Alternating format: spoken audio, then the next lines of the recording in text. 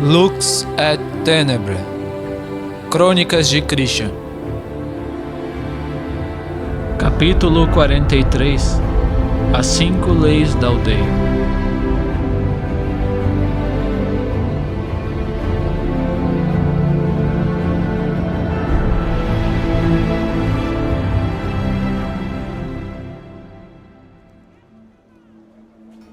Christian, seguindo a direção onde estavam os carregadores, logo se aproximou do grupo. Lilia, que estava próxima com seu irmão, correu até ele, seguida por seu irmão, que a seguia com uma expressão um pouco irritada. Quando se aproximou, Lilia perguntou: "E então, como foi?" Christian, com um pequeno sorriso, respondeu: "Bem, obrigado por sua ajuda mais cedo. Parece que eu vou ser o novo batedor até Máscara. Seu irmão me pediu para vir até vocês para receber as orientações de como prosseguir." Lilia, ouvindo aquilo, parecia um pouco preocupada, enquanto que Alexo respondeu: "Tua função será andar cerca de 300 metros à frente do grupo. Os mapeadores vos darão um mapa da rota que faremos, e tu, junto do outro batedor que restou, irão liderar o caminho à frente, em busca de perigos, armadilhas ou possíveis emboscadas. Se quiser, eu te levo até o batedor." Christian, por um momento, percebeu um pequeno detalhe, como se recebesse uma luz. Percebeu um pequeno detalhe que o deixava de certa forma confuso, como se algo tivesse mudado desde que se aproximou do acampamento. Mas, deixando isso de lado, agradeceu dizendo: "Seria ótimo, obrigado." Mas então Lilia os interrompeu dizendo: "Ainda há tempo antes de partirmos. Não quer que neste meio tempo eu te explique um pouco sobre Máscara?" Christian apreciou muito a sugestão e respondeu: "Eu gostaria muito, por favor. Afinal, será a primeira vez que eu irei entrar em uma grande aldeia." Lilia, então, sorrindo, falou: "Me siga." Logo, Christian a seguiu para uma região livre de muito barulho, enquanto Alexo também os seguiu, estalando a língua. Quando os três sentaram em algumas pedras próximas dali, Lilia começou a explicar para Christian: "Muito bem. Tu deves saber que as aldeias pertencem às facções. Máscara pertence à nossa facção, Manibus Pax. Máscara é uma das 5 grandes aldeias do continente. A terceira maior, para ser mais exato. Bem, é claro que a aldeia está sob o controle de Manibus Pax. Inclusive é lá que nosso líder reside. Todo o alto escalão da facção vive lá. A aldeia é cercada por sólidas muralhas de pedra, construídas após o início de Lux. A entrada à aldeia é controlada de forma que membros de facções inimigas a Manibus Pax não possam entrar. Aqueles que pertencem às facções aliadas ou à própria facção têm passe livre para entrar. Porém, aqueles que não pertencem a nenhuma facção, os não identificados como você, precisam passar por um interrogatório para que fiquem claras as suas intenções na aldeia. Toda a aldeia está sob firme controle da facção, por isso existem certas restrições como leis.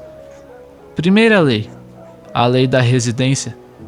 Para residir em Máscara é necessário a aprovação da mesma, porém só é legalmente permitido fazer residência na aldeia para aqueles que possuem cidadania. Segunda lei, a lei da cidadania. Existem estabelecimentos pela aldeia com poder para regularizar alguém como cidadão, porém, é claro que indivíduos pertencentes a facções inimigas ou outros que possuem problemas pendentes com a Manibus Pax jamais seriam aprovados. Para conseguir cidadania não é fácil, somente se juntando à facção ou alguma facção aliada, com uma grande soma de dinheiro ou através de uma certa quantidade de conquistas, prestando serviços para a facção como um aventureiro.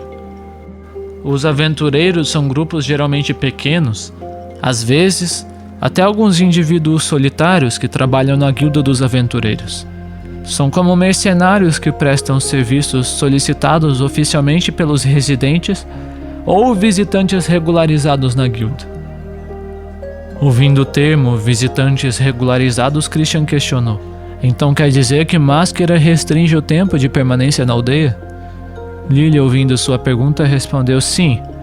Os visitantes, ou seja, não cidadãos, podem permanecer na aldeia somente durante 3 meses, de forma que grupos de aventureiros, como vos falei, passem maior parte de seu tempo fora dela, tentando completar missões e receber conquistas suficientes para adquirir cidadania.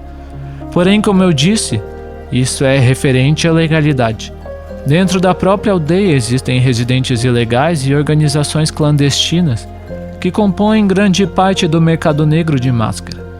Há severa fiscalização nela, mas devido à sua grande extensão, não é possível encontrar todos os residentes ilegais na aldeia. Além disso, o próprio mercado negro é sustentado por figuras poderosas dentro da aldeia, de forma que suas raízes estão tão entrelaçadas com máscara que torna difícil tirá-lo de lá. Na verdade, existe até uma guilda dos aventureiros pertencente ao mercado negro. Nela, não só solicitações de cidadãos e visitantes regularizados podem ser encontradas, como até mesmo de residentes ilegais. Organizações criminosas e clandestinas podem ser vistas lá. Os aventureiros da Guilda Obscura são chamados de Aventureiros Obscuros. São grupos que recebem e aceitam solicitações de todos os tipos: assassinatos, sequestros, roubos e várias outras atividades. Por mais que a guilda receba em seu nome o adjetivo escuro, sua existência não é tão oculta assim. Porém, o alto escalão não faz nada sobre o mercado negro, nem com a guilda escura, porque ambas pertencem a eles. No final de tudo, são só meios que eles usam para fazer seu trabalho sujo. Além disso, estes vendilhões só se importam com riquezas, enquanto este comércio nas sombras encher seus bolsos com ouro e prata, e enquanto um destes não interferir com eles, o alto escalão os permitirá agir na aldeia. Conforme Lilia falava mais irritada, ela parecia ficar, e mais elevava o tom de sua voz, até que Alex a interrompeu, colocando a mão em seu ombro e dizendo: "Ei, Lilia, você está tentando matar a gente? Fale mais baixo."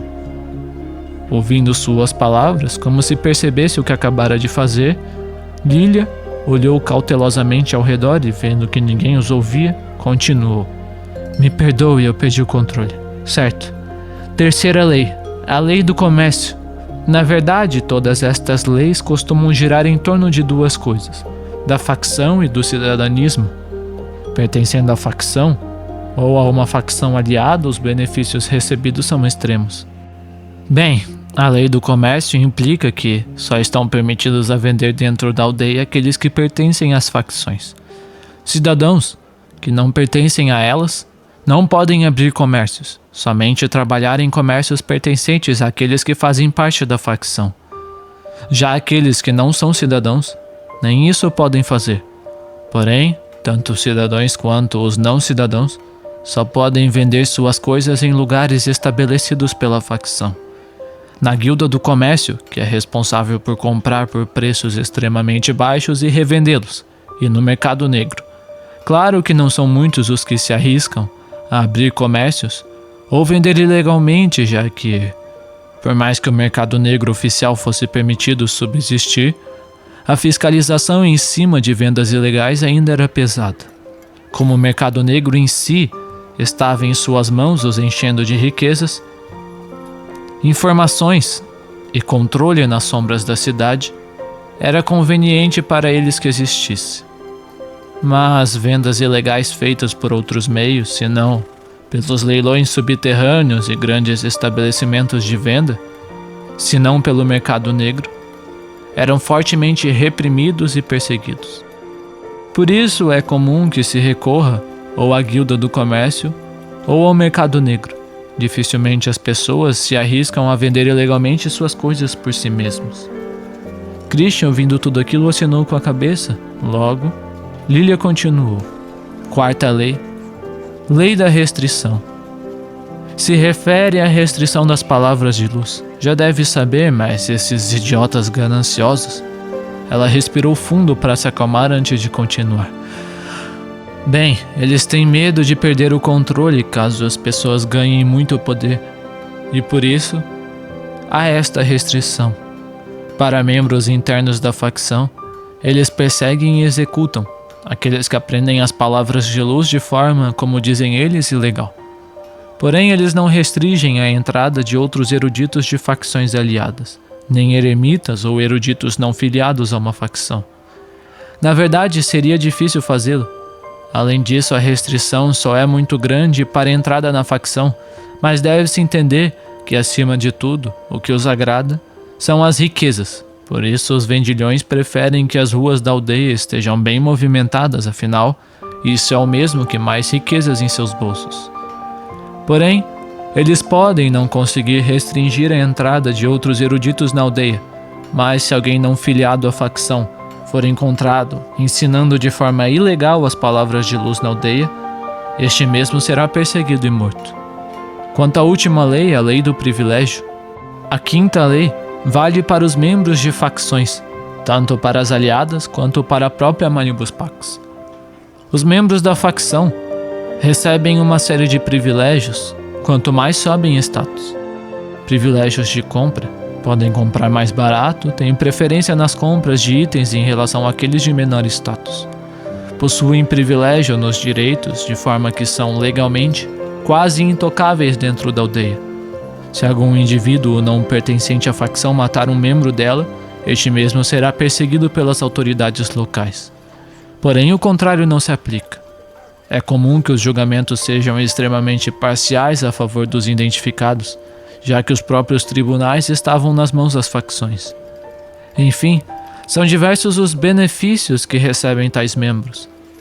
Alexo, ao lado dela, interrompeu em um tom irritado. Claro, isso quando se trata de pessoas importantes na facção, já que nós, carregadores, temos quase o mesmo status de um cidadão comum. Lilia, com um sorriso irônico, continuou. Bem, é isso. Pelo menos graças ao irmão conseguimos isso, já que, se não fosse por isso, duvido que poderíamos receber cidadania.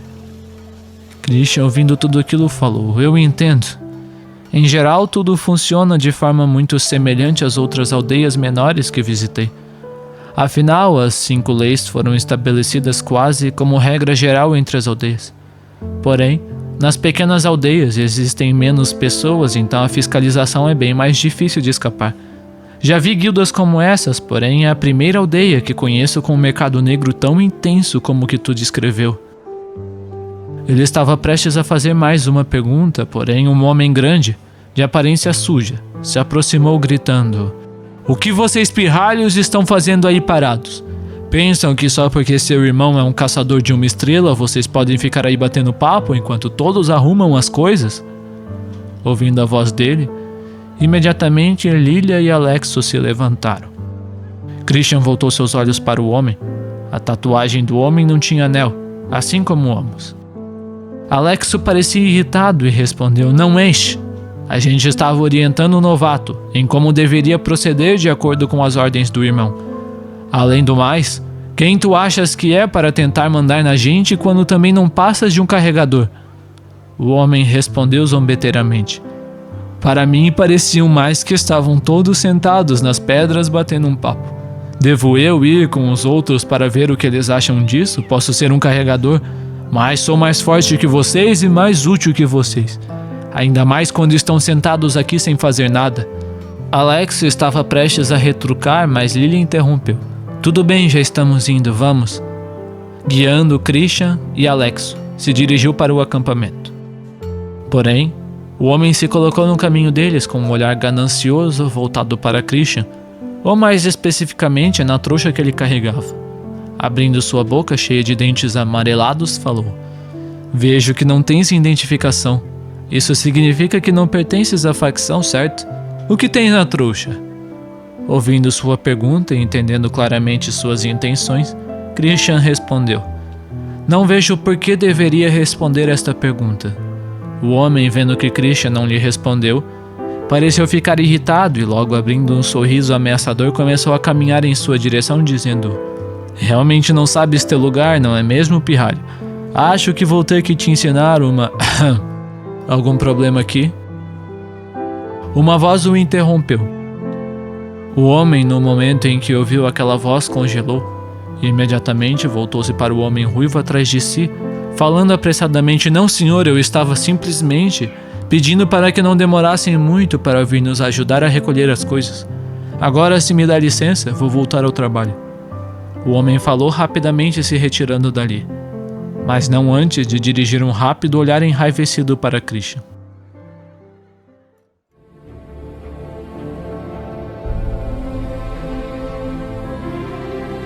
Próximo capítulo: Tio Smoke.